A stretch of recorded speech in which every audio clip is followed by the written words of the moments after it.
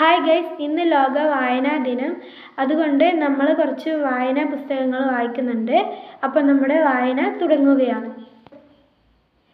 അപ്പം നമുക്ക് ആദ്യം തന്നെ ഒരു പ്രാർത്ഥനാ ഗാനം കാണാം.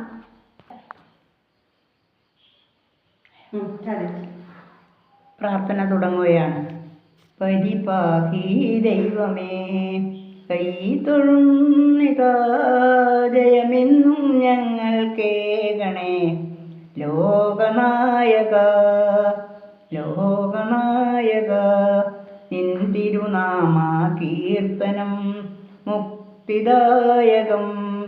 നിൻ തിരുപാദമാശ്രയം സന്നിഭം വിഭോ. പരിപാഹി ദൈവമേ, കൈ തൊഴുന്നിതാ ജയമെന്നും ഞങ്ങൾ കേകണേ.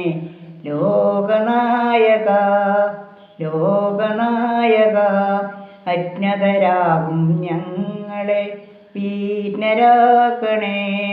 സർവചരാചരനാഥനാമീശ്വരൻ ഭവാൻ. പരിപാഹി ദൈവമേ, കൈ തൊഴുന്നിതാ ജയമെന്നും ഞങ്ങൾ കേകണേ. ലോകനായക ലോകനായക. ചാരുമമ്മ ഇപ്പം വായിക്കാൻ പോകുന്നത് ഷിജു 10ാം മൈൽ എഴുതിയ സ്പന്ദനങ്ങൾ എന്ന ഒരു കഥാപുസ്തകമാണ്. അപ്പം നമുക്ക് കഥ കേൾക്കാം. വായന തുടങ്ങുകയാണ്. വിഭ്രാന്തിയിലെ ചിന്തകൾ മുത്തശ്ശിയും ഗ്രാമവും. ബസ്സിൻ്റെ കമ്പിയിൽ തലയടിച്ചപ്പോൾ അയാൾ നിദ്രയിൽ നിന്ന് ഉണർന്നു. ഹൗ, തല ഭയങ്കരമായി വേദനിക്കുന്നു. പക്ഷേ വേദന ശീലമാക്കിയ അയാൾ അത് കാര്യമായി എടുത്തില്ല. ജീവിതത്തിൽ എന്നും അയാൾക്ക് വേദന മാത്രമേ ഉണ്ടായിരുന്നുള്ളൂ. അയാൾ പുറത്തേക്ക് നോക്കി. അല്ല, ഇതെവിടെയാണ്? പട്ടണത്തിൻ്റെ തിരക്കിൽ നിന്നെല്ലാം അകന്ന് ആദ്യം കോൺക്രീറ്റ് കെട്ടിടമാണല്ലോ ധൃതി പിടിച്ച് പിറകോട്ട് ഓടിക്കൊണ്ടിരിക്കുന്നത്. പലതരം വലിപ്പത്തിലും രൂപത്തിലുമുള്ള എത്രയോ കെട്ടിടങ്ങൾ. ഇപ്പോൾ പിറകോട്ട് ഓടുന്നത് കെട്ടിടങ്ങളല്ല, മരങ്ങൾ, പലതരം മരങ്ങൾ. നാടെത്താറായെന്ന് തോന്നുന്നു. അപ്പോൾ കുറേ നേരം ഞാൻ ഉറങ്ങിപ്പോയി. കുറച്ചുകൂടി കഴിഞ്ഞപ്പോൾ ക്ലീനർ വിളിച്ചു പറഞ്ഞു, 10 കവല കടക്കവല. തനിക്ക് ഇവിടെയല്ലേ ഇറങ്ങേണ്ടത്? പക്ഷേ എന്നും സ്കൂളിൽ പോകുമ്പോൾ കാണാറുള്ള കൂടെവിടെ നാരായണേട്ടൻ്റെ പുൽമേഞ്ഞ ചായക്കട ഇവിടെ, പകരം 2-3 കോൺക്രീറ്റ് കെട്ടിടങ്ങൾ, ഒരുപാട് കോൺക്രീറ്റ് വീടുകൾ. അയാൾ അവിടെ ഇറങ്ങാതെ മിഴിച്ചു നിൽക്കുമ്പോൾ കണ്ടക്ടർ പറഞ്ഞു, എന്താ സാറേ ഇറങ്ങുന്നില്ലേ? ഇതാണ് 10 കവല. ബസ് ഇറങ്ങുന്നത് വരെയുള്ള ആരുടെയോ പ്രേരണയെന്ന പോലെ അയാൾ അവിടെ ഇറങ്ങി. പക്ഷേ എനിക്ക് എങ്ങോട്ടാണ് പോകേണ്ടതെന്ന് അയാൾ പകച്ചു നിന്നു. ആ നാടുവാഴി അവിടെ ആരോടെങ്കിലും ചോദിക്കുന്നെന്ന് വെച്ചാൽ പിന്നെ ചോദ്യശരങ്ങളായിരിക്കും. ആരാ, എവിടെന്നാ, എന്താ, എങ്ങനെയാ, എപ്പോഴാ? അത് വേണ്ട. അയാൾ ചുറ്റും നോക്കി. എങ്ങനെയെങ്കിലും അടയാളമുണ്ടാക്കിയെന്നറിയാൻ. ഹായ്, ആവൽക്കരമല്ല ആ കാണുന്നത്. അയാളിൽ ആശ്വാസത്തിൻ്റെ ദീർഘനിശ്വാസം ഉയർന്നു. പണ്ട് സ്കൂളിൽ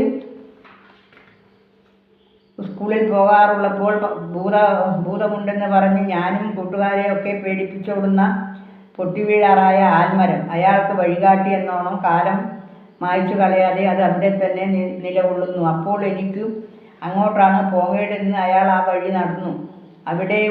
അവിടെ മുഴുവൻ പണ്ട് കാടായിരുന്നു. ഉച്ച കഴിഞ്ഞാൽ ആണുങ്ങൾ പോലും പേടിച്ച് ആ വഴിയെ പോകാറില്ലെന്ന് മുത്തശ്ശി പറഞ്ഞ ഓർമ്മയുണ്ട്. മുത്തശ്ശിയുടെ കുട്ടിക്കാലത്തെ ഇവിടെ പുലികളൊക്കെ ഉണ്ടായിരുന്നു പോലും.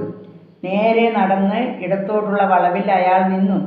എന്തൊക്കെയോ പരതിയിട്ടെന്ന പോലെ പണ്ടിത് ഈ ഇരുവശവും മണ്ണ് മൂടിയ ഇടവഴിയിൽ കൂടിയായിരുന്നു സ്ലേറ്റിലെ അക്ഷരങ്ങൾ മായ്ക്കാൻ ഇവിടെ നിന്നായിരുന്നു തണ്ണീർ പൊടിയൻ തണ്ട് പറിച്ചിരുന്നത്. ഇന്ന് ഇതും